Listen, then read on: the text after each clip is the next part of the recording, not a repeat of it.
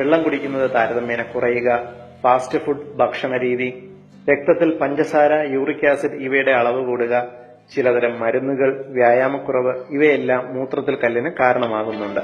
പുറംവേദനയിൽ തുടങ്ങി അടിവയറിലേക്ക് വ്യാപിക്കുന്ന വേദന, ഛർദിൽ, ശക്തമായ അടിവയർ തരിപ്പ്, മൂത്രമൊഴിക്കുമ്പോൾ ശക്തമായ വേദന, പഴുപ്പും രക്തവും കലർന്നു പോവുക ഇവയെല്ലാം സാധാരണ മൂത്രത്തിൽ കല്ലിന്റെ കാരണങ്ങളാണ്.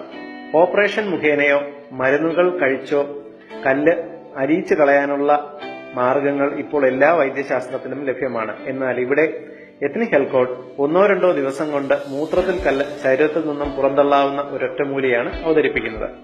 തമിഴ്നാട്ടിലെ കുഗ്രാമങ്ങളിൽ പഴമക്കാർ ഉപയോഗിച്ചിരുന്ന ഈ ഒറ്റമൂലി ഫലപ്രദവും പാർശ്വഫലങ്ങൾ ഇല്ലാത്തതുകൊണ്ടുമാണ് എത്നിക് ഹെൽത്ത് കോഡ് ഇവിടെ അവതരിപ്പിക്കുന്നത്. 1/2 കിലോ ബീൻസ് വാങ്ങുക. അതെ, കറികൾക്ക് ഉപയോഗിക്കുന്ന സാധാരണ ബീൻസ്. 1/2 കിലോ ബീൻസ് പൊളിച്ച് അതിന്റെ ബീൻസ് വേർതിരിച്ച് ചെറുതായി നുറുക്കുക. ഇതിനെ 2 ലിറ്റർ വെള്ളത്തിൽ ഗ്യാസിൽ വെച്ച് ചെറുതീയിൽ 2 മണിക്കൂർ വേവിക്കുക. എന്നിട്ട് ഇത് മിക്സിയിലിട്ട് നന്നായി അരയ്ക്കുക. ഈ മിശ്രിതം തണുത്ത ഉടനെ രാവിലെ വെറും വയറ്റിൽ തന്നെ മുഴുവൻ കുടിക്കുക. ചിലർക്ക് ഇത് മുഴുവൻ കുടിക്കാൻ സാധിക്കുകയില്ല. സാരമില്ല, പകുതിക്ക് മുകളിൽ എന്തായാലും കുടിക്കുക. അതിനുശേഷമുള്ള 2 മണിക്കൂർ സമയം ഭക്ഷണമൊന്നും കഴിക്കരുത്. പകരം 3 ലിറ്റർ വെള്ളം 2 മണിക്കൂർ കൊണ്ട് അല്പാൽപമായി കുടിച്ചു തീർക്കുക.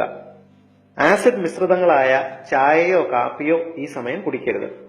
കാരണം ആസിഡ് മിശ്രിതങ്ങൾ മൂത്രത്തിൽ കല്ല് അലിയുന്നതിനെ തടയും.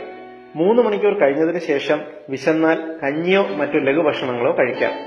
വൈകുന്നേരത്തിനുള്ളിൽ മൂത്രത്തിൽ കൂടി കല്ല് തരിതരിയായി അലിഞ്ഞു പോകുന്നത് നിങ്ങൾക്ക് അറിയാൻ സാധിക്കും. ചിലരിൽ കല്ല് താഴേക്ക് വരുമ്പോൾ ചെറിയ വേദന ഉണ്ടായി എന്ന് വരാം.